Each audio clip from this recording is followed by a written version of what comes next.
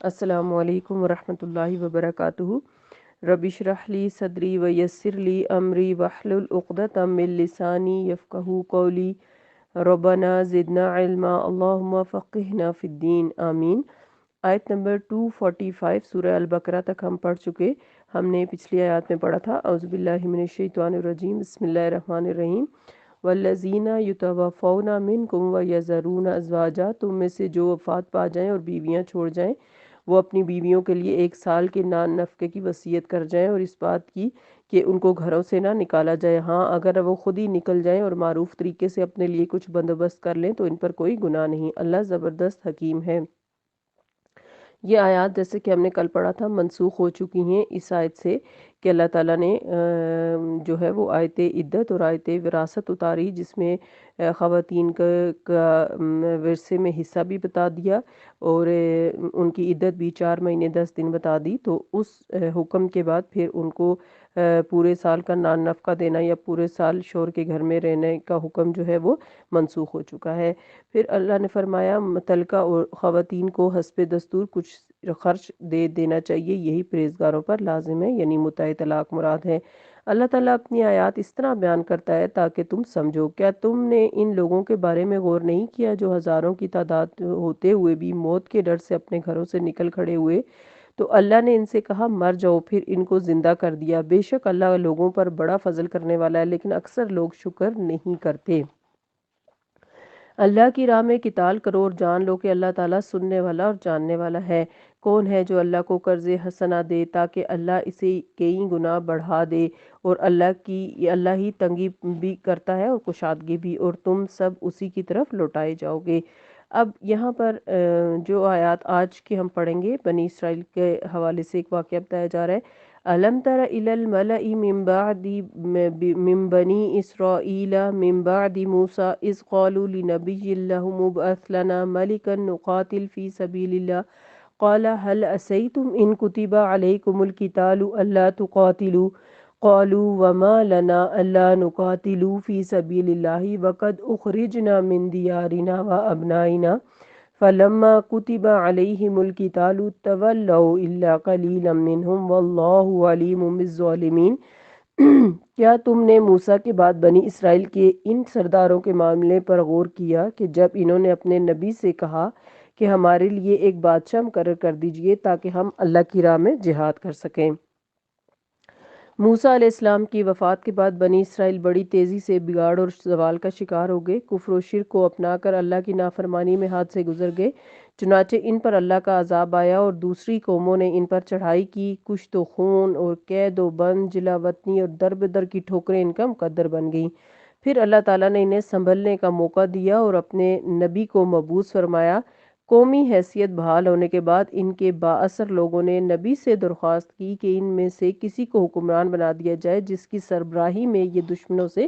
جنگ کر سکیں۔ تو ان کے جو اس وقت نبی تھے وہ سموئیل یا شمائل ان کا نام تھا، جن کے پاس یہ گئے اور ان کے سردار، اور انہوں نے جا کے کہا کہ ہمیں جنگ کے لیے کوئی سپہ سالار مقرر کیا جائے جس کی نگرانی میں ہم جنگ لڑ سکیں۔ تو نبی نے کہا کیا ایسا تو نہ ہوگا کہ تم پر جب قتال فرض کر دیا جائے پھر تم جنگ نہ کرو، یعنی جب جنگ فرض ہو گئی تو ایسا نہ ہو کہ تم جنگ کرنے سے مکر جاؤ۔ انہوں نے کہا کہ یہ کیسے ہو سکتا ہے، ہم اللہ کی راہ میں جنگ نہ کریں جبکہ ہمیں ہمارے گھروں سے نکالا گیا اور بال بچوں سے جدا کر دیا گیا۔ دراصل یہ ایک انتقامی جذبہ تھا جو انہیں جنگ پر اکسا رہا تھا، لیکن انہوں نے اس کو اللہ کی راہ میں قتال کا نام دے دیا تھا۔ پھر جب ان پر قتال فرض ہوا تو سوائے تھوڑے افراد کے سبھی پھر گئے۔ اللہ تو ظالموں کو خوب جانتا ہے۔ تو ایک دنیا پرست انسان کی نظر جو ہوتی ہے وہ کیا ہوتی ہے کہ یعنی اس کا دنیا پر نظر ہوتی ہے۔ ان کا بھی یہی حال ہوا کہ آتش انتقام کچھ ٹھنڈی ہوئی تو جوش جہاد بھی ٹھنڈا ہو گیا۔ نبی علیہ السلام تو ان کی نفسیات اور ان کے بزدلانہ منافقانہ کردار سے خوب واقف تھے، اس لیے انہوں نے پہلے ہی انہیں متنبع کر دیا تھا کہ ایسا نہ ہو کہ قتال کا حکم آنے کے بعد تم روگردانی کرو، اور جیسا کہ نبی کا خیال تھا ویسے ہی انہوں نے کیا۔ وَقَالَ لَهُمْ نَبِيُّهُمْ إِنَّ اللَّهَ قَدْ بَعَثَ لَكُمْ طَالُوتَ مَلِكًا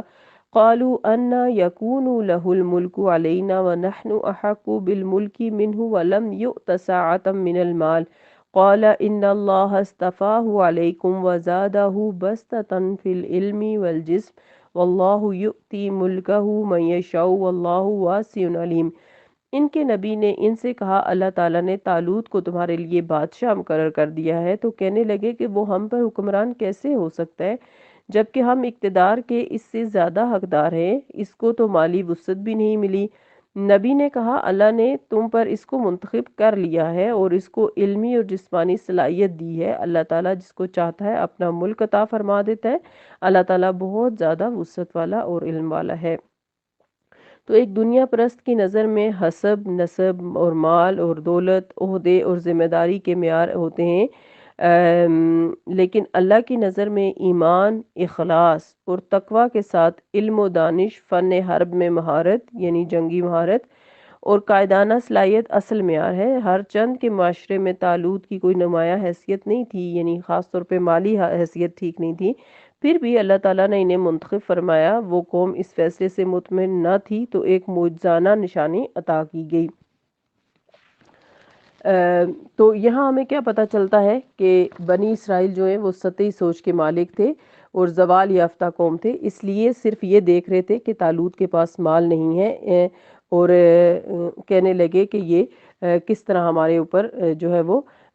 لیڈر ہو سکتا ہے۔ لیکن آیت میں اللہ تعالیٰ فرماتے ہیں کہ ہم نے اسے دو خصوصیات دی ہیں جو کسی بھی قائد کے پاس ہونے کی عادت کے لیے ضروری ہیں، اور وہ ہے علم، یعنی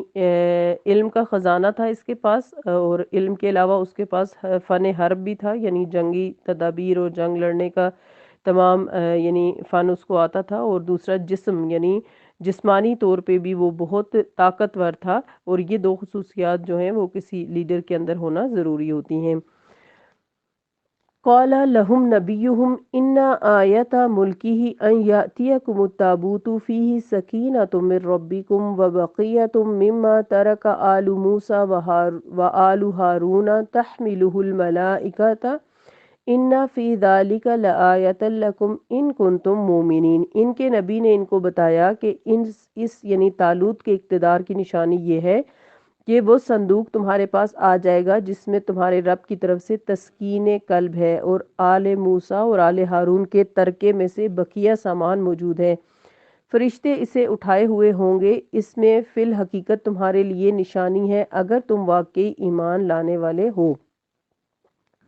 تو یہاں پر تابوت سکینہ کی بات ہو رہی ہے جو کہ عمالقہ نے ان سے چھین لیا تھا، اور تابوت سکینہ کے اندر جو انبیاء ہیں ان کی متروکہ اشیاء تھی، اس میں یعنی جو جسے بنی اسرائیل اپنے لیے عقیدت کا سبب سمجھتے تھے،